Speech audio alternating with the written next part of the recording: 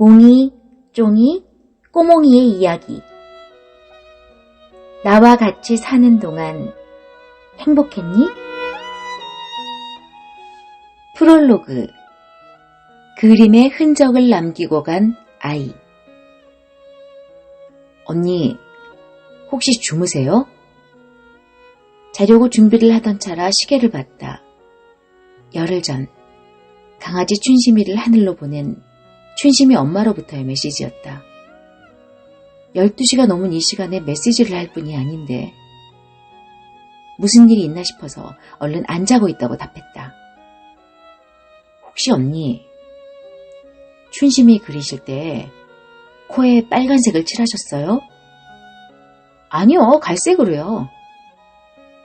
이상하다. 우리 집에는 빨간색 사인펜이나 펜이 없거든요.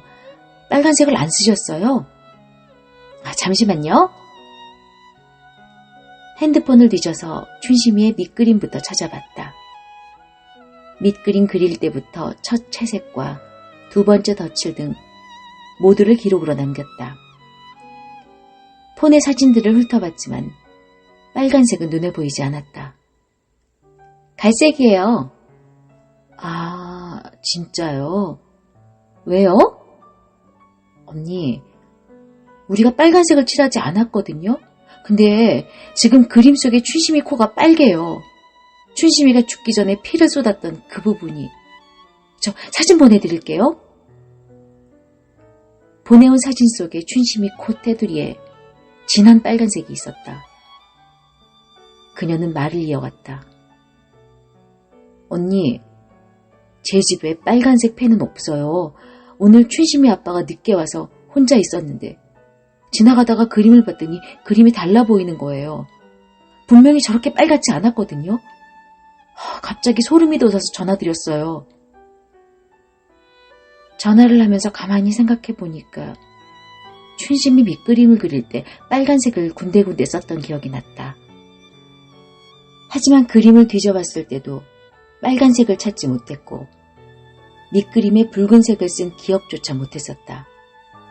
그만큼 빨간색은 춘심이 밑그림에서 주요 부분이 아니었다.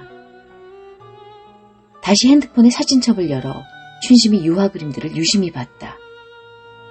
다소 빛에 따라서 코 밑부분이 빨갛게 보이긴 하지만 춘심이 엄마가 보내준 사진처럼 새빨갛지는 않았다.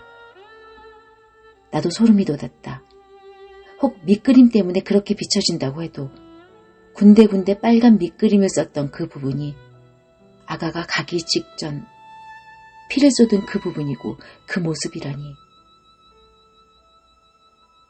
작년에 내 강아지가 살아있을 때 강아지를 그려주고 싶어서 한 달간 유화를 배웠다. 더 배우러 가려고 했지만 시간이 나질 않았다. 그러다가 한 달 그린 그림을 참조해서 강아지를 그리기 시작했는데 주위의 반응이 폭발적이었다. 개발, 세발 그려서 선물하기 시작했다. 지인들의 강아지를 그리고 고양이를 그렸다. 내가 입양하려 했던 춘심이의 그림을 그린 건 당연한 일이었다. 그 당시 춘심이는 많이 아팠다. 그래서 그림으로나마 춘심이 엄마 마음에 작은 위로가 됐으면 했다. 빨간 부분은 밑그림 때 옆에 있던 펜을 쓴 모양이었다. 유화를 그려본 분들은 알겠지만 첫 채색 후 말려서 덧칠하면 또 말리고 다시 덧칠하고를 반복하면서 그림을 완성해 나간다. 덧칠로 안의 색은 감춰질 수 있다. 그 빨간색은 첫 채색 때부터 이미 물감으로 덮여서 안 보였는데 춘심이가 가고 열흘 만에 그림에 변화가 생긴 거다. 아니, 갑자기 그 밑그림의 색이 도드라졌다 해야 맞는 걸까? 하지만 나에게 신기가 있는 것도 아니고 춘심이가 떠나기 한 달도 전에 빨간 밑그림이 춘심이가 가기 전 피를 쏟을 그 부분이라는 걸 알 턱이 없지 않은가. 물론 읽으면서 순 개뻥이라고 생각하면 어쩔 순 없다. 하지만 난 몽이의 죽음 이후 신기한 경험을 했기 때문에 춘심이 엄마의 전화 내용을 믿을 수밖에 없다. 그래서 춘심이 엄마와 그림에 대한 이야기를 이렇게 일단락하려고 한다. 춘심이가 인사하러 다녀갔다고. 엄마에게 자신이 왔다 갔음을 알게 하려고 그림에 표현을 하고 간 거라고. 내가 의도치 않게 빨간 밑그림을 그렸던 것도 이유가 있었던 거라고. 춘심이와의 인연은 몽이 때문이었다.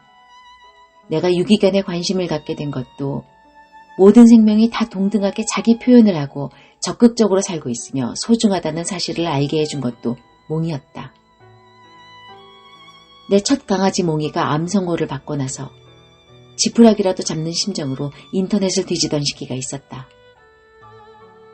그러다가 우연인지 몽이의 인도였는지 실로 많은 아이들의 실태를 눈으로 보게 됐고 많이 울고 많이 아파하게 됐다. 부산에서 임시보호를 하고 치료해서 아이들을 입양 보내는 분의 블로그를 접하면서 더더욱 빠져들었다.